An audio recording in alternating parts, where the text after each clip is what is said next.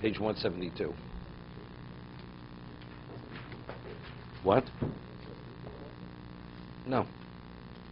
We're right at the beginning.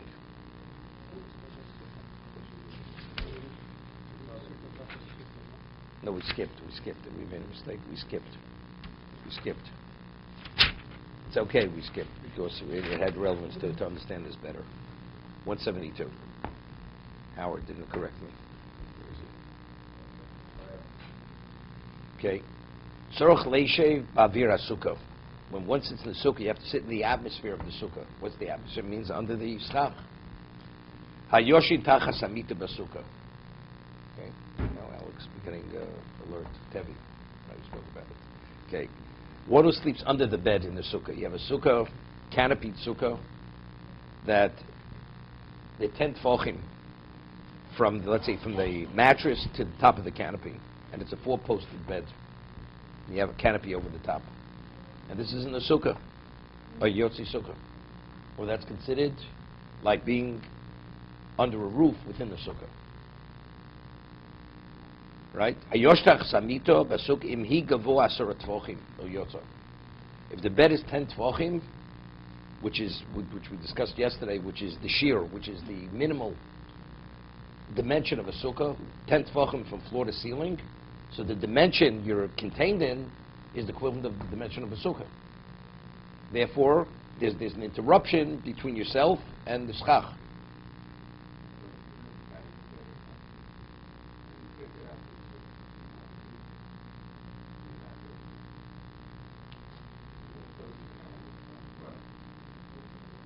We're talking about, no, there's a difference. The difference from 4-posted or 2-posted. It comes down like a V on a diagonal because the top is you have to have a tefach. The top has to be a tefach wide, the top of the oil. If it comes down like that, it's called shipuli oiling. The oil, if it's on a diagonal, it's not an oil. So therefore, you're not considered within your own location. The location is still the sukkah. But if you have a 4-posted bed, so then you have a regular oil. You're in your own structure. So your structure, which is the dimension of the sukkah, is separating between yourself and the schach. Therefore, you're not yotze. Right? But it's not on your body. You have to have avi. You have to have space. It has to be the dimension of a sukkah. Right? Sukkah is the space. You have a roof and there's space between you and the ground. Okay? Hayoshin dach samito im hi gavo asar tfokon lo yotze Mishna Berura Aleph.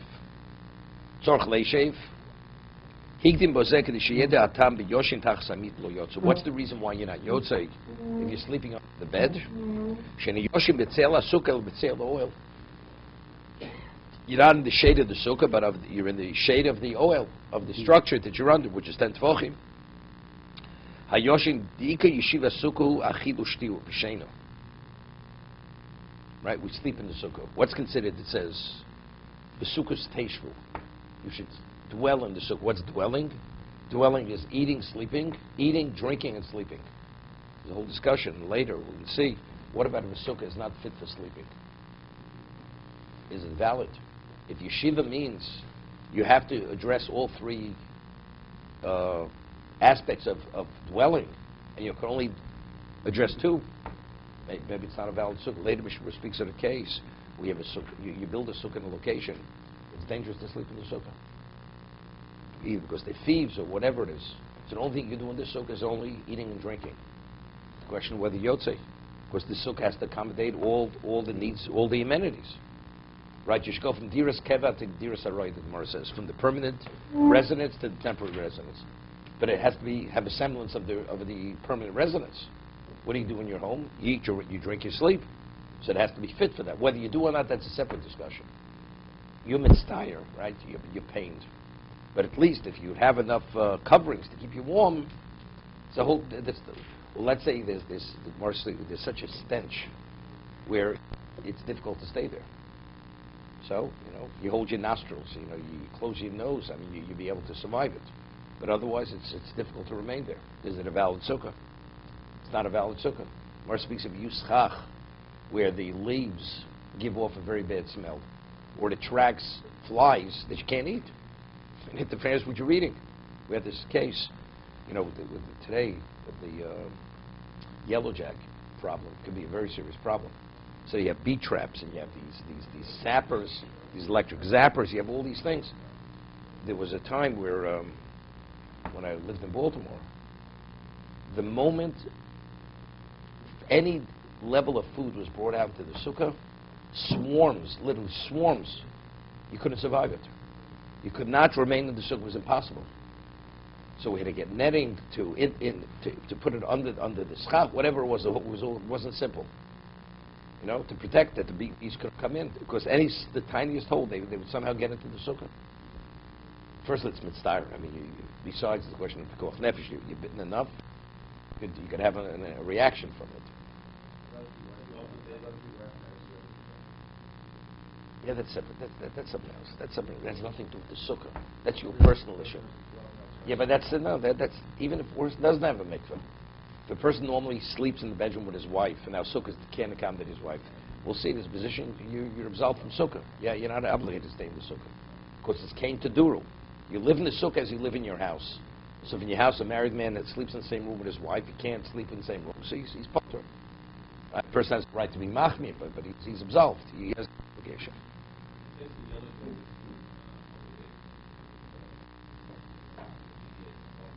But let's see, it's very complicated.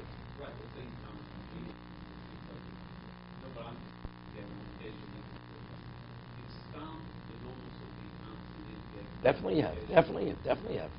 Let's say you have a sukkah which is.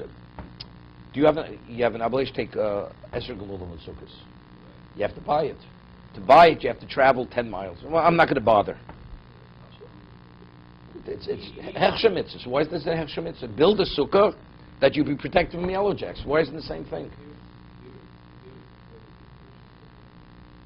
What do you mean it's perfect? Why is it any different? This sukkah you cannot use it. It's not usable. But a functional sukkah is that you eat in it. You can't eat in this sukkah. That's not called functional. I'll buy an esrog where half of it's cut away. The pitum is missing. It's not an esrog. It's not valid. But you can know. But if you're saying a sukkah has to be able to accommodate your eating needs, and it's impossible to eat in the sukkah.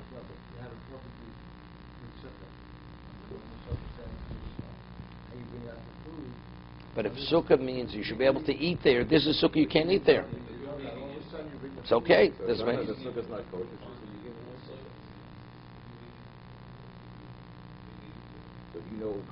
Well, he says that it has to be roy fa'achilu shtiya and sheina. So in this particular circumstance, it's not.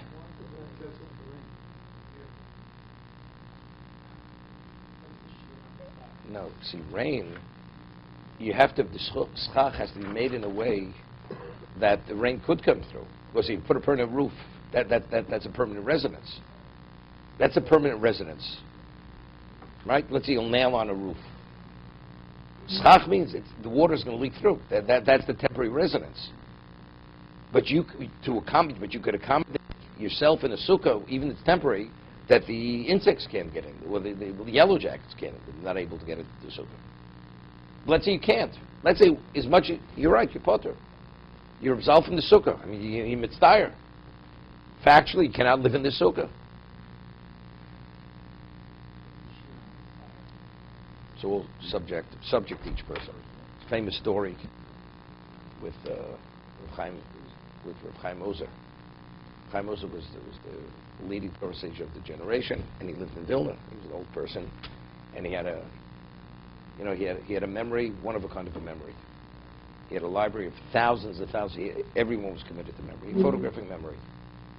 And so he had a guest on Sukkot, and Rav Chaim Ozer is an older man. He's about 70 years old. He's all bundled up, and it's the Russian winter, and he's literally shivering, and the guest is there.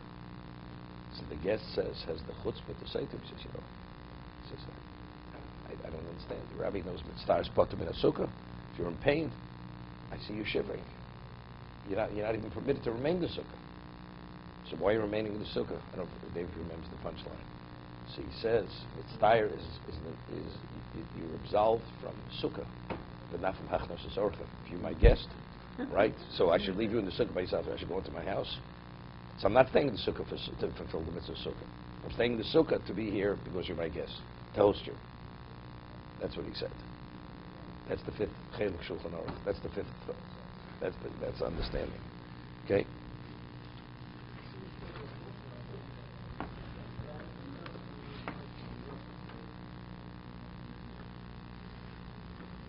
Don't know.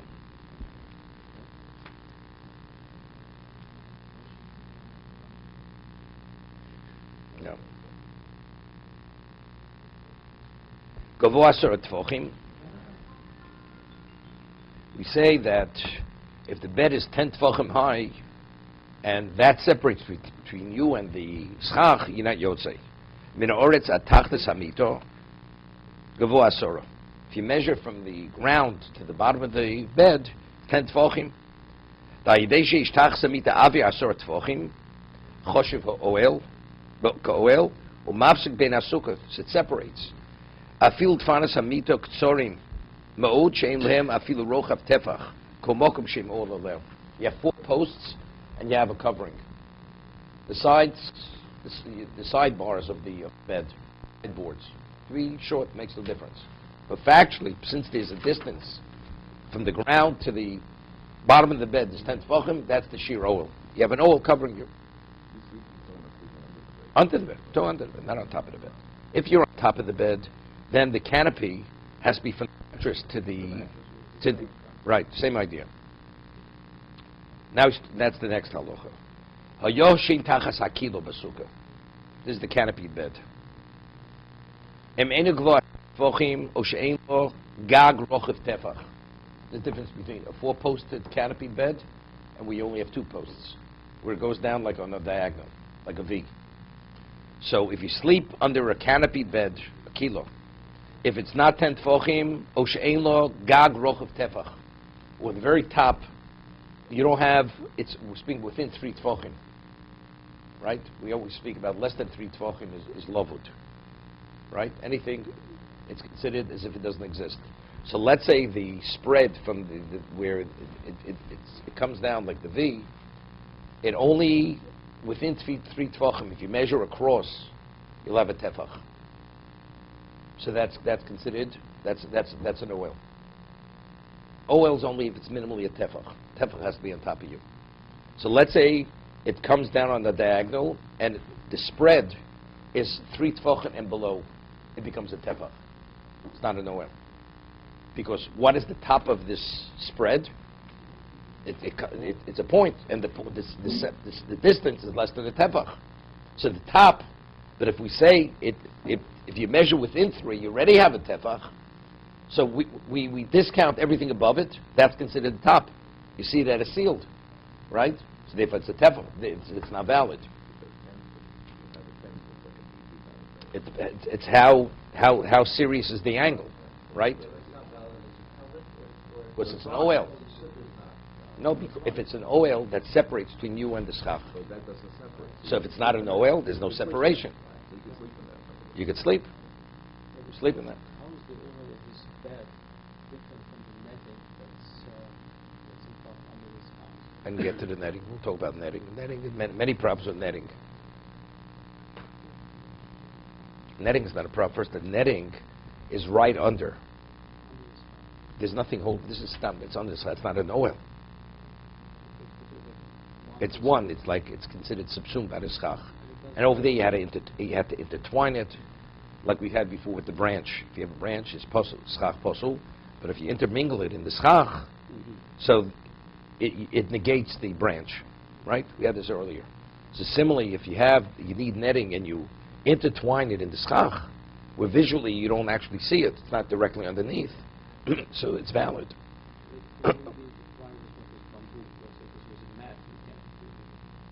Okay, work out the technicalities, right? How to work it out. Okay, let's see the Chovos HaLevavos.